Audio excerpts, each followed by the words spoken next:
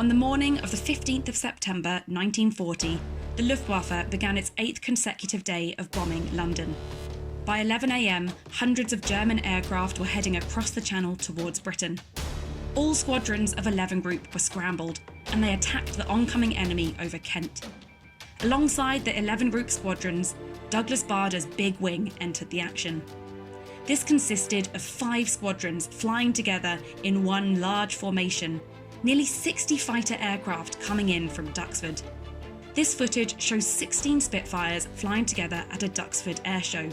A Big Wing would have had around 4 times this number in flight.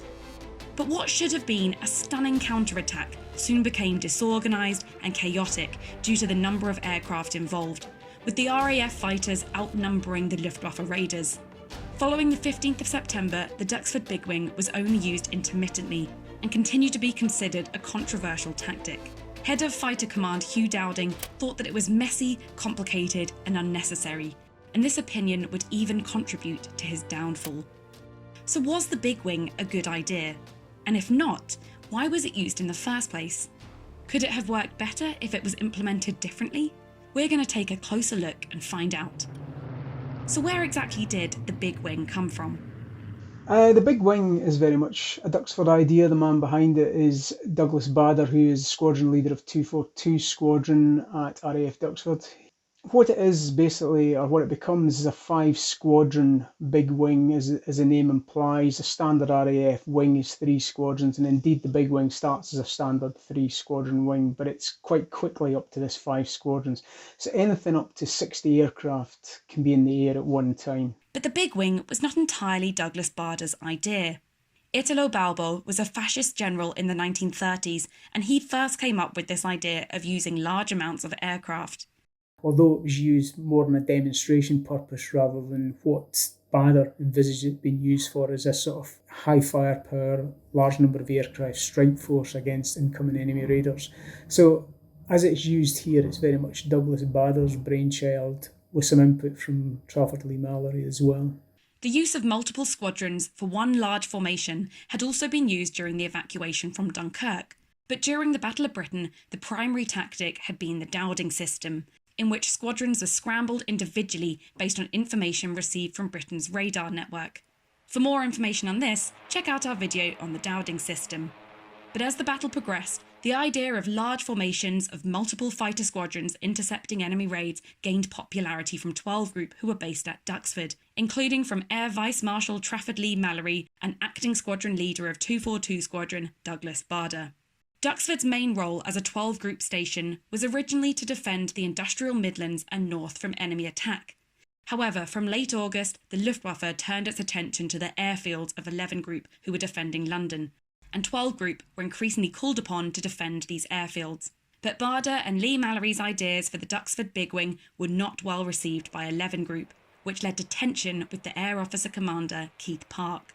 They start to come into conflict with 11 Group due to the fact that they're attempting to put up these bigger and bigger wings of aircraft, which take longer to form up and often don't arrive in time, or there's miscoordination between aircraft. So in a couple of cases, the 11 Group airfields are hit, and in the case with Dowding, 5 people are killed in one of the raids which they were supposed to stop.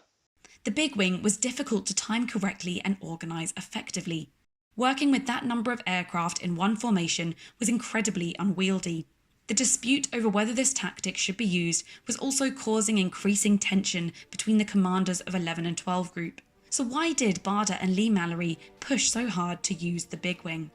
The failures don't put off Bader and Leigh-Mallory. In fact, it steals the resolve even more. On the 7th of September, the Luftwaffe changed tactics.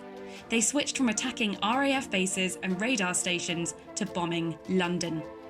This change in tactic took the RAF by surprise, leading Bader, Mallory and others to believe that a show of strength such as the Big Wing was needed. They see, at least in their eyes, the value of this big wing, because when you have a massive raid like on the 7th of September when the Luftwaffe come on with nearly 1,000 aircraft, it causes huge amounts of surprise to 11 Group, who expected to split as it normally does, but it comes on as one huge raid.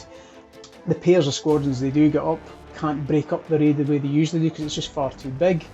It's possible at this point that the Luftwaffe start to believe their own intelligence services that the RAF are actually in their last legs.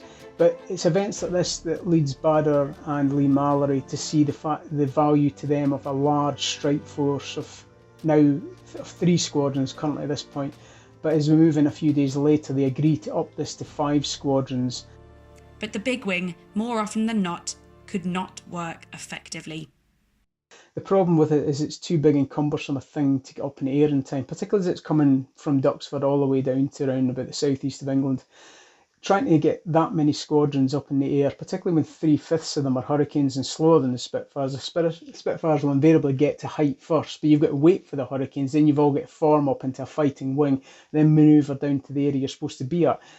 Then you've got to add to the point you've got to get to the height you're supposed to be at, and then if you make a wrong decision, as Bader did on one occasion, they get bounced by German raiders coming from higher than they are, because the Hurricanes, by dint, are slower to climb. The Dowding system that Fighter Command used allowed them to have a pragmatic distribution of their forces. But bringing a wing into combat and getting that many aircraft into the air meant that the enemy had a chance to strike before the wing were even in formation. The numbers on paper seemed to indicate that the big wing was a huge success, but these figures were misleading. The number of kills recorded by the aircrew of the big wing was often far fewer than were claimed in reality. It's not through any devious part of the pilots who flew, because the pilots flew bravely and well, and there was some great pilots involved in the big wing, but the problem with so many aircraft was there's a lot of confusion because of the melee nature of aerial combat. Sometimes an aircraft looks like it's hit, it's exhaust fumes pluming, and as it dives away you think you've hit it, you have a claim. But because there's more aircraft involved, the big wing tends to overclaim. However, that doesn't matter as far as its supporters go, and its supporters go high. They go to the Air Ministry and they go to the government, and often Bader's claims are accepted without any particular criticism. And the thing is as well, the Air Ministry knew exactly how many German raiders were being shot down because they were landing in their country, so they could easily confirm or deny these things, but they often didn't.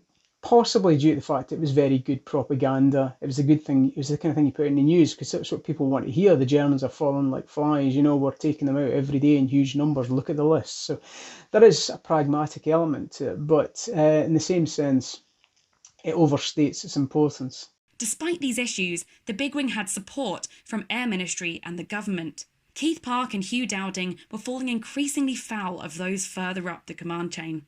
Whether it's a lack of understanding of how fighter control works, or whether it's just they like this concept, they have a problem with Dowding and Park. Park can be abrasive. He's by far the best commander we have, and by a long way. And he's one of the finest commanders. I say he's a New Zealander, but he's one of the finest British commanders. And he wins everywhere he goes. He goes to North Africa and wins. He goes to Italy and wins. He goes to the Far East and defeats the Japanese there. He gets accused of not willing to cooperate with a big wing, being inflexible. But this wasn't even entirely true. Keith Park thought that the wings had their uses, just not when the squadrons were needed quickly. Later in the battle, Keith Park even suggested that they based the big wing at one of 11 Group's stations as a backup to the pairs, but this was not taken up. Perhaps fortuitously, the battle was won before the big wing could gain any more ascendancy. But for Dowding and Park, the damage had already been done. By the end of 1940, their removal from command seemed imminent. The eventual fallout between Park and Leigh-Mallory and others leads to Park and Hugh Dowding losing their jobs. Park more so of a thing than Hugh Dowding, who would have retired anyway, but he was kept on because he created the Dowding system and he knew how it worked. But it's more the sort of bad taste in the mouth that their departure, what causes their departure, than anything else. So how much did the wings system contribute to the Battle of Britain? Should it have been used more, or was it merely something liked by the politicians? I think if anybody attempted to use the big wing idea from the start as a method of defending Britain, it couldn't have worked because it's not rapid and quick. The Dowding system is an incredible system that still fighter control systems today are based off of. The rapid response aspect to the Battle of Britain and the speed those raids come at you doesn't allow for that much time. It's a luxury you don't have. The big wing or wings work well as an offensive tool for ground support when you have complete air superiority. What you need here is rapid response and proportional response to the event. Thanks for watching. Don't forget to like and subscribe for more videos from IWM.